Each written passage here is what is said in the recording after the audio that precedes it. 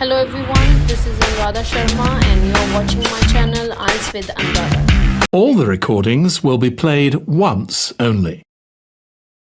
The test is in 4 parts. At the end of the test, you will be given 10 minutes to transfer your answers to the answer sheet. Now turn to Part 1. Part 1. You'll hear an interview conversation between a banker and a customer. First, you have some time to look at questions 1 to 7.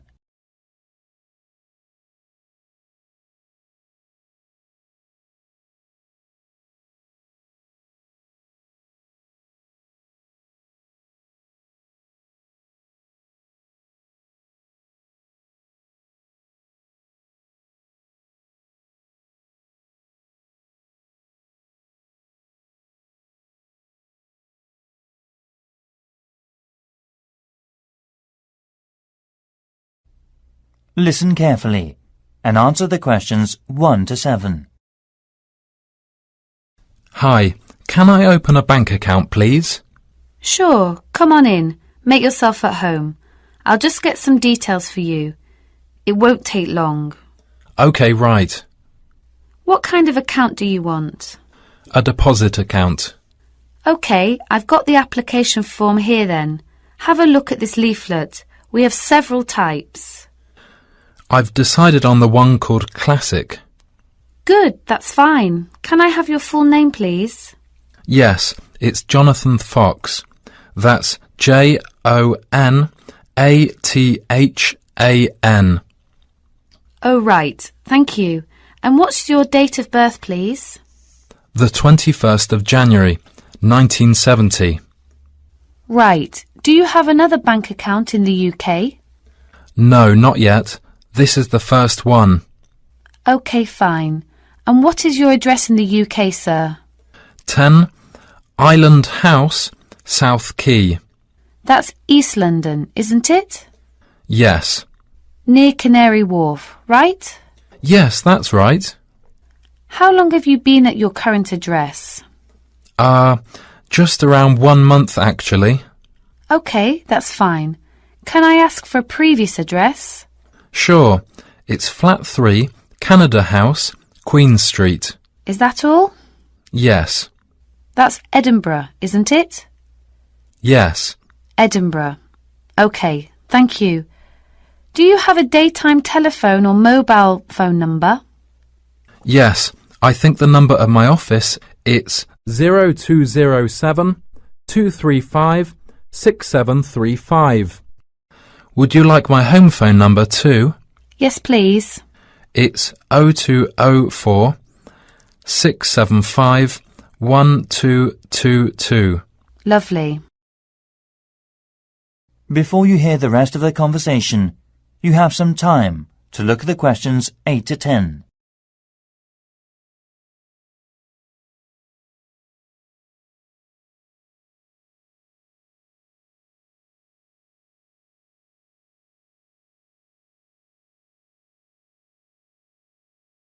Now listen and answer questions 8 to 10. Right. What do you do for a living in the UK, sir? I am working at an English language school in central London as a tutor. It's my main job. OK. Now we usually ask for a piece of information for checking your identity, for security reasons, if you phone us. Sure. What name is your mother's first name? Because it's less likely to be known. OK, it's Monica. Thank you. Yes, Monica. It's Russian. OK, good. And how much would you like to open your account with? I've only brought £1,000. OK, fine. How often would you like to receive bank statements? I won't be needing bank statements.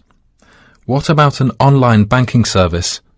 OK, just a moment, please. Can I check in the box on the screen? Sure. I was also wondering about a mortgage service. Sure. Can you just wait a moment? I'll introduce you to a mortgage marketing manager. Thank you.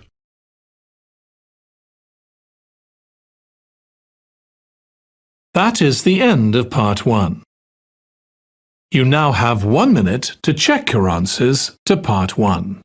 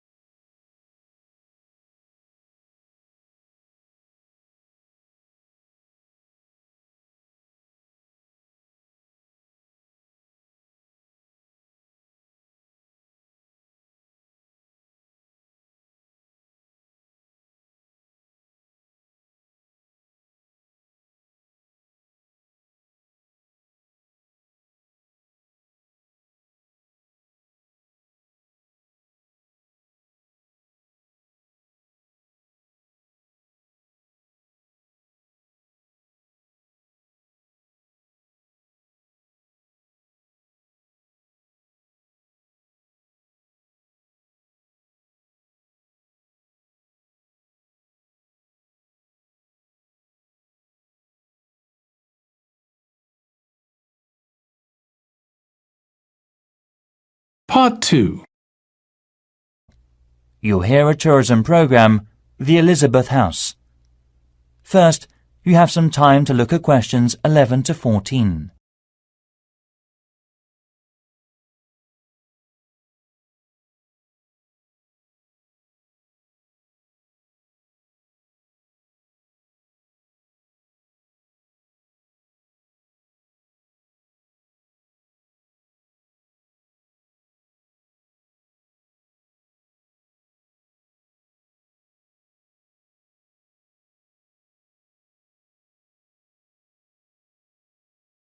Now listen carefully and answer the questions 11 to 14. Hi everybody, good to see you again. This morning I'll tell you about the Elizabeth House in Canterbury, once home of the famous carpenter Jonathan Owen. He bought the house in 1965, although he had first seen it 5 years earlier. Actually, he was interested in the house as a traditional flat in England, and he paid £5,000 for it without a second thought, because of it having standard and regulation building methods during the Middle Ages in the UK. At that time, he had worked at the University of Canterbury as a head carpenter, who managed with a small building company. His professional success was abundant, but his family life wasn't so successful. His parents had suffered from diabetes and mental disease, and his brother Dan was ill with pneumonia. Moving to Elizabeth House, he started his new life. Jonathan considered the home a pure example of traditional East England country house and did some of his successful building structure work here. The backyard and garden of the house became calm and peaceful. The materials used to make the wall, chimney and roof were collected from the local area. Most of all, oak trees were in the front of the main gate. Before you hear the rest of the program, you have some time to look at the questions 15 to 20.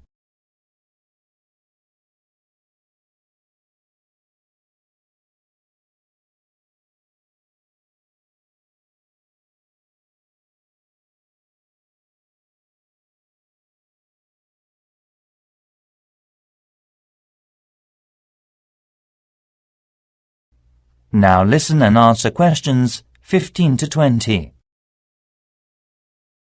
As you go up the path, there's the rose garden on your right, and you will find to your left an area which has interesting types of sunflower as well as some lovely carnation.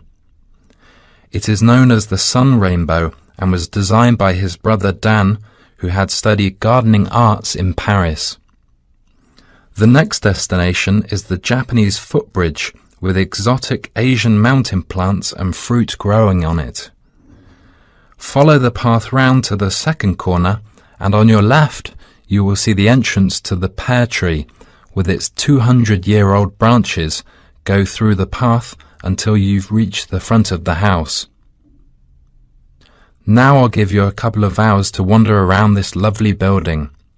Your tour guide will introduce and explain about its history and viewpoints to you. If you need to buy any of Jonathan's handbooks or other souvenirs, you can enter the house where you'll find the shop, which is located between the path and the water mill. I expect by this time you may also be in need of a rest and some refreshments from the snack bar. If you have a break, there is a lovely walk down towards the River Cotton. This is the best view for visitors. You can cross the field which spreads along the path close to the windmill. In autumn, this area will open a small event or festival which is definitely worth a visit. It is familiar a good place for growing strawberries. Every season most of the residents are ready to make local produce. Also, the local council helps to improve the grape festival by promoting and marketing it through online and offline methods. Last year around 100 tons of grapes were harvested and sold at the city mall. We'll now have a good chance to see an orchard behind the house.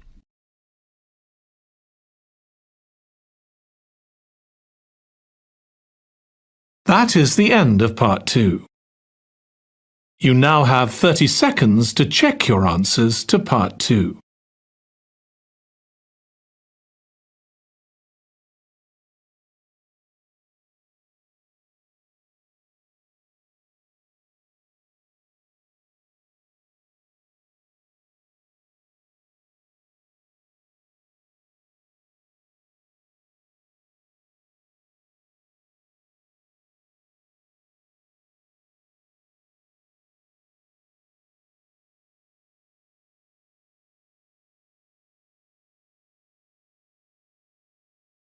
Part 3.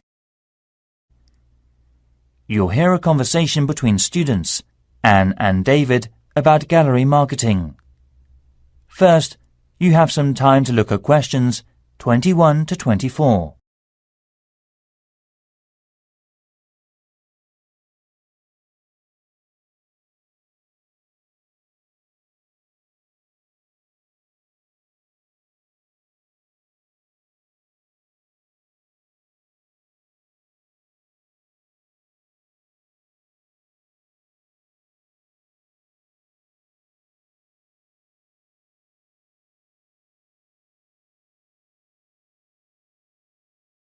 Now listen carefully and answer the questions 21 to 24.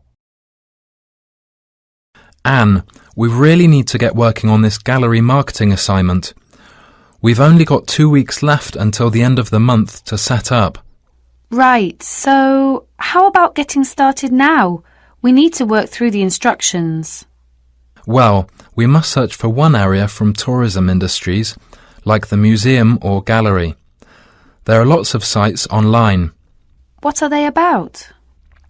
The National Science Museum, the History Museum, the War Museum, the Tate Modern Art Gallery, and so on. You got more? We've got plenty. I've got an idea to find out the best comment. Coming this Friday, we'll get more information at the London Museum because it shows all the visitors' guidebooks of museums or galleries in the UK. It also runs a small workshop about non-profit tourism industries marketing. Great. So after visiting there, we have to use research methods, such as telephone interviews, questionnaires on the street, or sending out emails. Actually, we don't have a choice. We have to send the email. Right, we don't have to waste time deciding among them. By the way, how do we get the responses? Let's contact the London Museum's Information Centre. Actually, it may be helpful to us to collect data through our head course leader. How many people do we have to interview?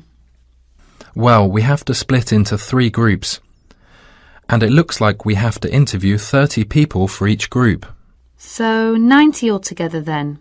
It depends on the ages too, right? That's right. So are they all the requirements?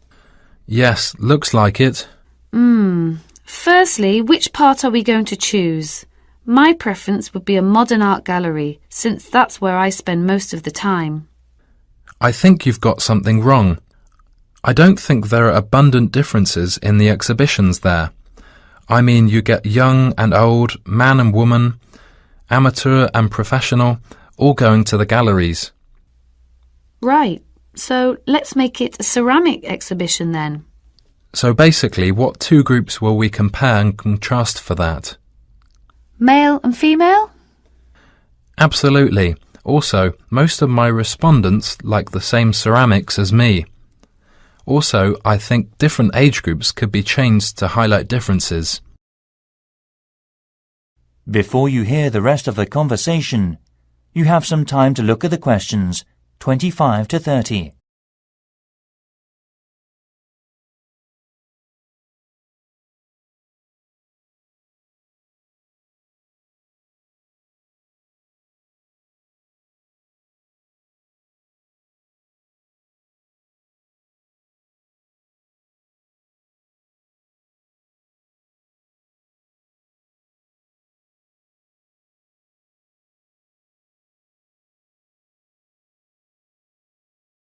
Now listen and answer questions 25 to 30. I think you're right. I'll take some comment. The age groups are teenagers, 20s, 30s, 40s and over. What do you think about this? Great. That will give us more detail. So how about the kind of ceramic they like? Let's give them some options and then we can just tick boxes.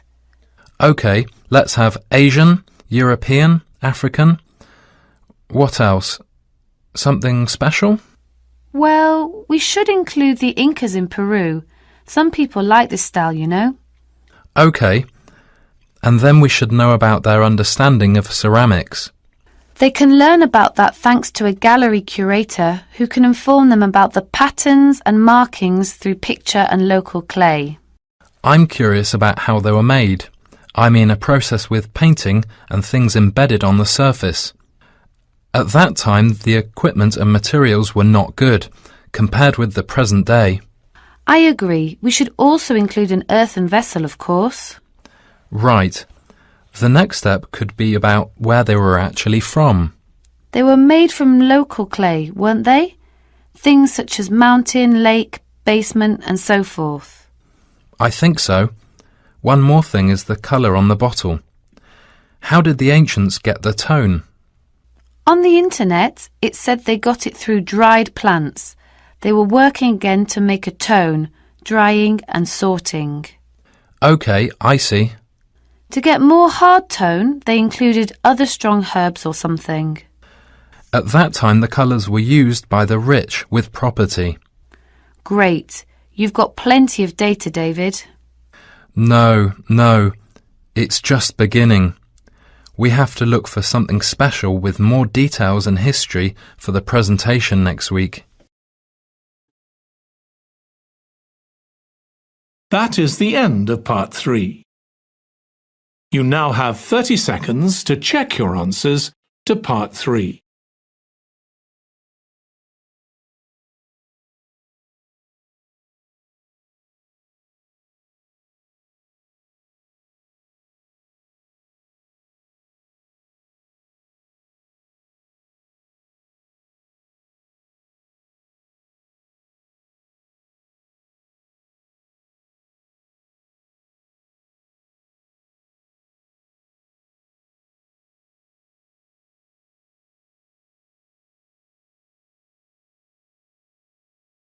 Part 4. You'll hear part of a lecture given by a waste recycle management's professor. First, you have some time to look at questions 31 to 40.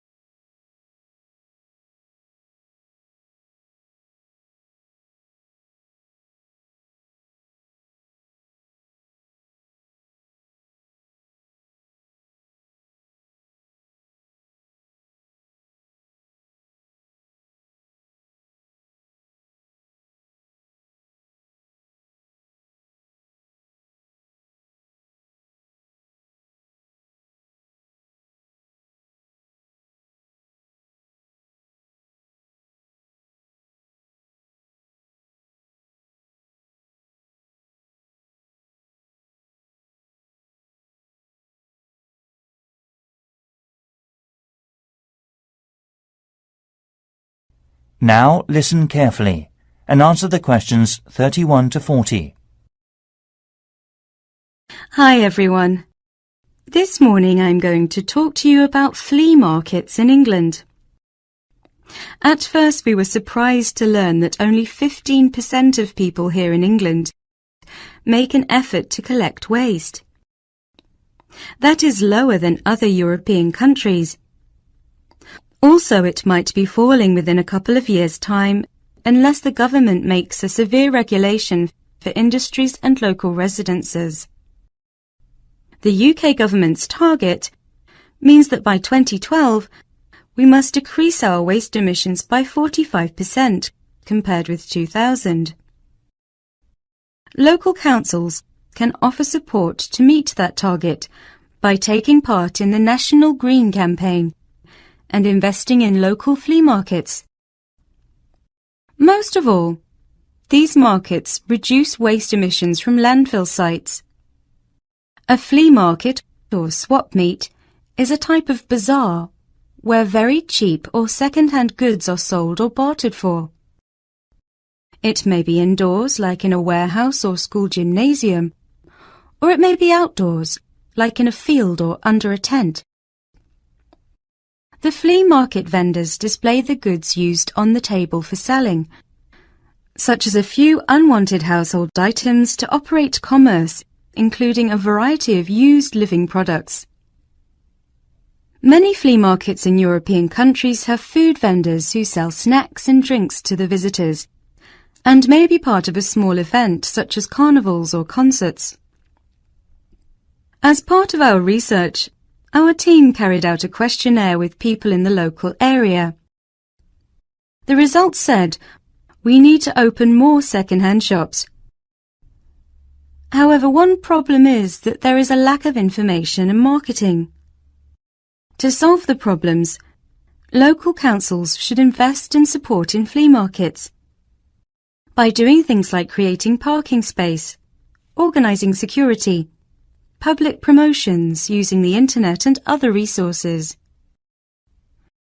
We were also surprised to discover how waste such as furniture, computers, kitchen tools, and other such things are reused. And wooden furniture or electronic products are easy to recycle because they can be reused over and over again without becoming weaker. Around 3 million electronic goods are thrown away per year. Also, around 500,000 pieces of furniture are also disposed of. Only 1/5 is collected and fortunately recycled through many local flea markets. In 2009, there were around 3,000 flea markets in England. The number is increasing steadily so far. Surprisingly, by collecting under 15% of old books, lots of paper is imported, so more paper can be recycled in the UK. Europe recycles 50% of its paper, and Germany recycles 80% of its paper. When recycling launched, there were quality problems, so it was so hard to reuse paper in office sheets. However, these problems have now been solved, and Union of the Flea Markets based in East London produces high-quality recycled paper. Another union, Loving Paper, currently sells the paper that has been through a sorting process to farmers or gardeners as fertilizer. So, to sum up, there seems to be a number of activities that enable people to reuse waste, but the substantial problem is encouraging people to think twice about taking their waste to a flea market instead of throwing it away. I think the recycling program will make us save materials and protect the environment in future. And next, I'll show the plan for promoting it. That is the end of part 4. You now have 1 minute to check your answers to part 4.